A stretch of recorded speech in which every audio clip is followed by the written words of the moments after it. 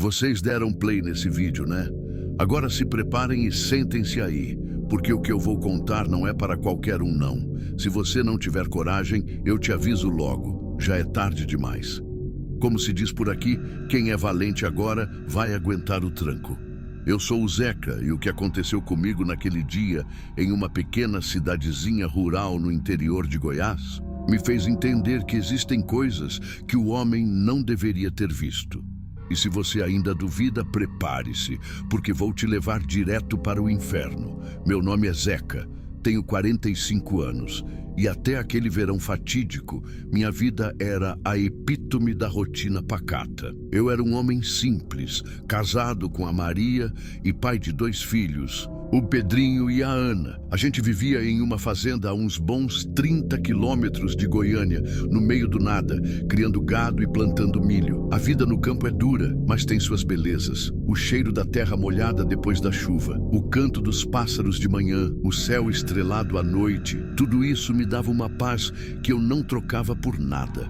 Mas a paz tem um preço, e às vezes ele é alto demais. Aquele ano, a seca tinha castigado a região. O pasto estava virando pó, e o milho, que antes era uma promessa de fartura, murchava sob o sol impiedoso. As dívidas começaram a apertar e a gente não via saída. Foi então que meu compadre, o João, veio com uma conversa de uma cidadezinha perdida no interior, Vale do Cedro. Dizia ele que lá a terra era boa, a água abundante e o preço, uma pechincha. Parecia a solução para todos os nossos problemas. Maria relutou no começo. Deixar a terra que nos viu nascer, a casa que construímos com tanto suor, era difícil, mas a esperança de um futuro melhor para nossos filhos falou mais alto. E assim, com a trouxa nas costas e o coração apertado, partimos rumo ao desconhecido. Vale do Cedro era como um fantasma do passado. Casas de madeira velha, ruas de terra batida e um silêncio que de tão profundo chegava a ser ensurdecedor. A única coisa que quebrava essa quietude era o vento que assobiava pelas árvores, trazendo um cheiro estranho, um cheiro de mato molhado misturado com algo selvagem. O João tinha comprado uma pequena chácara no fim da estrada e foi lá que a gente se instalou. A casa era simples, mas aconchegante, e a terra de fato parecia promissora. Começamos a trabalhar duro, dia e noite, para reerguer nossa vida. Mas havia algo em Vale do Cedro que me incomodava. As pessoas eram poucas e todas pareciam carregar um segredo. Olhavam para nós, os novos, com uma mistura de curiosidade e apreensão. Os olhos deles, sempre atentos, nunca entregavam as verdadeiras intenções. O velho Coronel Almeida, dono da maior fazenda da região e uma figura respeitada, era o que mais me intrigava. Ele era um homem rude, com o rosto marcado pelo tempo e pelos anos de trabalho duro, mas tinha um olhar diferente. Um olhar que parecia ter visto demais, que carregava um peso antigo. Ele vivia nos avisando sobre os perigos da floresta que cercava a cidade. Não andem por lá depois que o sol se põe, ele sempre dizia. A mata tem seus mistérios e nem todos são bons. No começo, a gente achava que era superstição de gente velha, lenda de interior. Mas os sussurros começaram a se espalhar. Histórias de animais mutilados, de gado que sumia sem deixar rastros. E as noites... as noites em Vale do Cedro eram de um silêncio assustador. Um silêncio que era interrompido apenas por um uivo distante. Um uivo que não parecia de lobo comum. Era mais gutural, mais profundo e carregava um tom de lamento e, ao mesmo tempo, de uma fúria contida. As crianças, o Pedrinho e a Ana, começaram a ter pesadelos. Falavam de sombras que espreitavam na janela, de olhos vermelhos que brilhavam no escuro. A Maria, sempre prática, tentava acalmá-los, dizendo que era coisa da imaginação. Mas eu via o medo em seus olhos, o mesmo medo que começava a tomar conta de mim. A situação piorou quando o gado do Coronel Almeida começou a desaparecer. Não eram poucos, eram dezenas de cabeças. O coronel, sempre tão altivo, parecia desolado. Ele Ele nos chamou para uma reunião na sede da fazenda com outros moradores. Pela primeira vez, vi um traço de vulnerabilidade em seus olhos. Meus amigos, ele começou com a voz embargada. O que está acontecendo não é obra de ladrões. É algo mais antigo, mais sombrio. O silêncio na sala era pesado. Ninguém se atrevia a perguntar. Mas o coronel parecia sentir a necessidade de falar. Há muitos anos, ele continuou, meu avô me contou sobre uma maldição que assombra Vale do Cedro, uma criatura que se transforma sob a lua cheia, uma fera que carrega a fúria dos homens e a selvageria dos animais. Eu senti um arrepio na espinha. Lobisomem. A palavra ecoou na minha mente, mas parecia tão irreal. Coisa de filme, de livro, não de uma cidadezinha esquecida no interior de Goiás. Mas os olhos do coronel não mentiam. O medo era real e ele estava presente em cada ruga do seu rosto. Ele nos instruiu a ficar em casa nas noites de lua cheia, a trancar as portas e janelas, a reforçar as cercas e a não sair por nada. Se virem algo diferente, ele disse, algo que não se pareça com nada que vocês já viram, não hesitem, corram e orem. Eu tentei ignorar, tentei racionalizar, mas a cada uivo que cortava a noite, a cada história de desaparecimentos, a cada olhar apreensivo dos moradores, a dúvida se transformava em certeza. A coisa era real e estava lá fora, espreitando. Uma noite, a lua cheia estava mais brilhante do que nunca, pintando o céu de um prateado macabro. Um uivo, mais próximo do que nunca, ecoou na mata. Maria me abraçou tremendo. As crianças choravam, encolhidas na cama. Eu peguei a velha espingarda do meu pai, a única coisa que me dava uma falsa sensação de segurança. Então, um barulho. Não era o vento, era um arranhão na madeira, seguido de um baque pesado. Eu me aproximei da janela com o coração disparado no peito. A cerca do nosso galinheiro estava estraçalhada e no meio da bagunça, um vulto escuro, gigantesco, se movia na penumbra. Não era um lobo, era algo muito maior, mais monstruoso. Os olhos vermelhos brilhavam na escuridão e a silhueta parecia uma mistura grotesca de homem e fera. Eu congelei. O suor escorria pelo meu rosto. Aquela era a coisa. A criatura que o coronel havia falado, o lobisomem. O uivo veio de novo, dessa vez um grito de fúria que parecia rasgar a noite. A criatura se virou e por um instante a luz da lua revelou seu rosto. Não era um lobo, era um homem que eu conhecia. E foi aí que o inferno se abriu de verdade. A criatura, em um piscar de olhos, sumiu na escuridão da mata, levando consigo a imagem de um rosto humano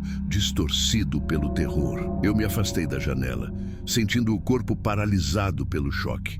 Não era uma lenda, não era uma história de assustar crianças. Era real, e o rosto me atormentava. Como eu podia ter visto um rosto humano? A noite passou em um borrão de terror. Maria e as crianças choraram até caírem no sono, exaustos. Eu não consegui pregar os olhos.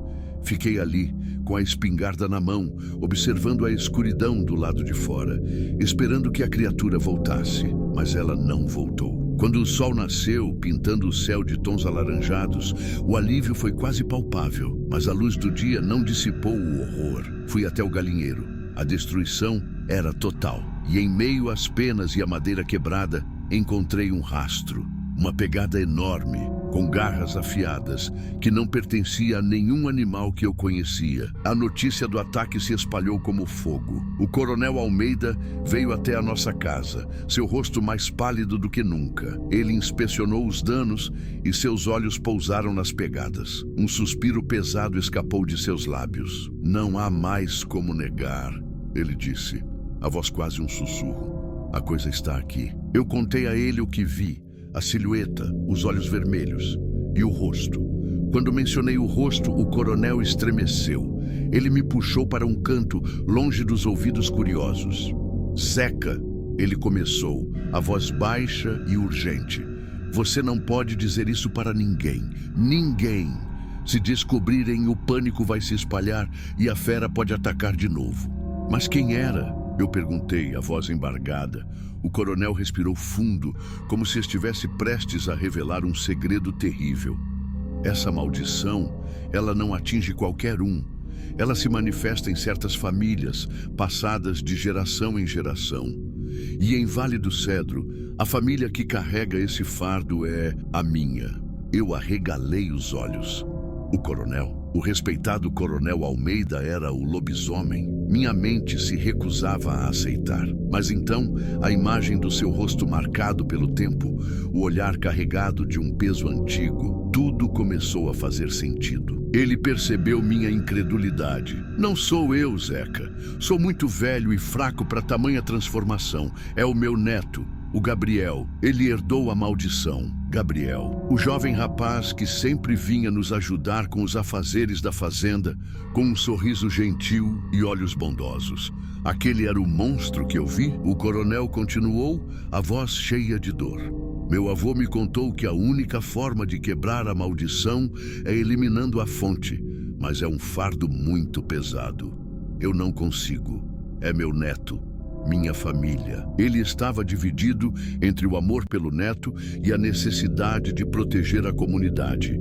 E naquele momento eu entendi a verdadeira profundidade do terror em Vale do Cedro. Não era apenas a ameaça da criatura, mas também o dilema moral que assombrava a todos. As noites de lua cheia se tornaram um inferno. Eu reforçava as portas e janelas com tábuas, barricava tudo, e a cada uivo sentia meu coração parar. As crianças não conseguiam dormir. Maria estava definhando de medo. A vida em Vale do Cedro havia se tornado uma prisão. Um dia Maria me confrontou. Zeca, não podemos mais viver assim. Nossos filhos estão traumatizados, precisamos ir embora. Eu sabia que ela estava certa. Mas para onde iríamos? Estávamos sem dinheiro e a fazenda em Goiás havia sido vendida. Estávamos presos em Vale do Cedro, presos à maldição. A gota d'água foi a noite em que Pedrinho acordou gritando. Eu corri para o quarto e ele estava encolhido na cama, apontando para a janela. Lá, na escuridão, 2 olhos vermelhos brilhavam. Dessa vez, não era um vulto, era uma figura enorme, musculosa, com pelos por todo o corpo e presas afiadas. Era o Gabriel. Eu gritei para Maria ligar para o coronel, mas a energia havia acabado. A criatura começou a golpear a janela e a madeira rangeu. Eu peguei a espingarda, minhas mãos tremendo. Era agora ou nunca. O coronel chegou em sua caminhonete em alta velocidade, as luzes invadindo a escuridão. Ele pulou do carro, segurando uma arma antiga feita de prata. Ele havia tomado a decisão mais difícil de sua vida. Eu abri a porta e gritei: "Aqui, coronel! Ele está aqui!" A criatura se virou e eu pude ver a ferocidade em seus olhos. Não havia mais vestígios do Gabriel gentil. Era pura selvageria. O coronel levantou a arma, seus olhos fixos no neto. Um momento de hesitação, um grito de dor misturado com raiva escapou de seus lábios. E então, o tiro. O estrondo ecoou pela noite e a criatura caiu no chão com um baque pesado. Um gemido de dor, um som de osso quebrando. O corpo se contorceu, os pelos recuaram, as presas diminuíram. Lentamente, a forma monstruosa se transformava de volta. E no chão, onde antes havia um monstro, jazia o corpo nu e ensanguentado de Gabriel. O coronel Almeida, com a arma ainda levantada, desabou no chão, as lágrimas escorrendo pelo rosto. Ele havia salvado a todos, mas a um custo inimaginável. A morte de Gabriel e a revelação da maldição foi um choque para Vale do Cedro. A cidade, que antes era um refúgio de silêncio, se transformou em um ninho de sussurros e olhares apreensivos. O coronel Almeida, que havia carregado o fardo da maldição em segredo por tanto tempo, finalmente pôde descansar, mas a dor em seus olhos nunca desapareceu. Aos poucos, a vida em Vale do Cedro começou a voltar ao normal. A floresta, antes um local de terror, voltou a ser apenas uma mata densa. Os uivos na noite cessaram. O medo foi se dissipando, dando lugar a uma melancolia. Mas para mim, para Maria e para as crianças, a experiência havia deixado marcas profundas.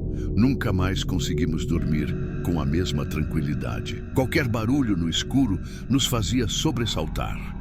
Os pesadelos de Pedrinho e Ana diminuíram, mas a imagem da fera que eu vi e o rosto do Gabriel jamais saíram da minha mente. Decidimos que não poderíamos ficar em Vale do Cedro. A terra era boa, a água abundante, mas as memórias eram dolorosas demais. Vendemos a chácara por um preço irrisório e voltamos para Goiás, para a nossa antiga fazenda, que por sorte conseguimos reaver. A vida no campo voltou à sua rotina pacata. O cheiro da terra molhada, o canto dos pássaros, o céu estrelado, tudo isso ainda me dava paz. Mas agora, com um toque de cautela, eu sabia que, por trás da beleza do mundo, existiam sombras que o homem não deveria ter visto. Coisas que desafiam a lógica, que se escondem na escuridão. Essa é a minha história. A história de como eu fui levado ao inferno e voltei. E se você ainda duvida do que eu te contei, eu só tenho uma coisa a dizer. Vale do Cedro pode parecer uma cidadezinha esquecida no mapa, mas os segredos que ela guarda são mais antigos e mais sombrios do que você pode imaginar. Você ainda tem coragem de olhar para a escuridão? Ou vai preferir ficar na luz, fingindo que certas coisas não existem?